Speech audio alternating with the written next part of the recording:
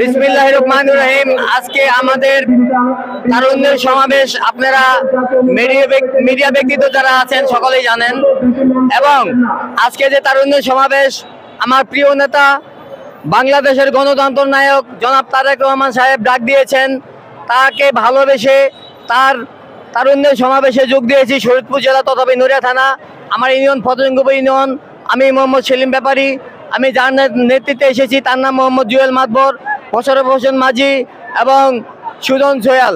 আমি বিএনপির সাথে আছি। আমার জন্মলগ্নের পর থেকে আমি স্কুল জীবন থেকে আমি বিএনপির সাথে আছি। দেওয়ার কারণটা হচ্ছে, দেখেন 17টা বছর আমরা উন্মুক্ত ছিলাম না।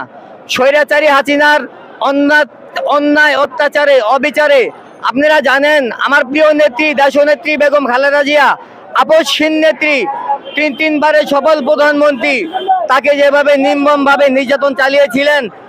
আর ওরা তো মনে করেন আমাদেরকে কিভাবে ওরা নির্যাতন চালিয়েছে তা আপনারা সকলে জানেন। তাই আজকে উন্মুক্ত হয়েছি। আল্লাহ তাআলা দরবারে আমরা লক্ষ কোটি কোটি শুকরিয়া আদায় করি যে আল্লাহ তাআলা আমাদেরকে উন্মুক্ত করে দিয়েছেন। তাই আজকে আমরা তারেক রহমানকে ভালোবেসে তারুণ্যের সমাবেশে যোগ দিয়েছি এবং এই দেশ তারেক রহমানের হাতে যেন সঠিকভাবে দায়িত্ব তারেক রহমান পায়, আমি মহান আল্লাহ তাআলার দরবারে আমি প্রার্থনা করি।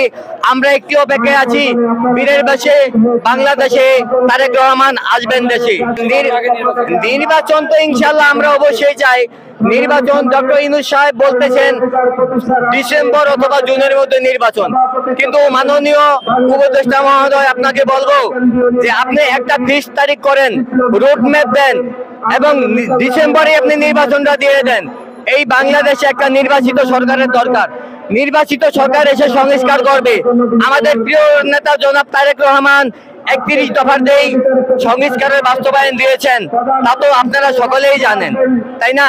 কিন্তু যত সংস্কার এক এক দল বলতেছে, এগুলা শেষ করে নির্বাচন কবে হবে কোনো নিশ্চয়তা নাই।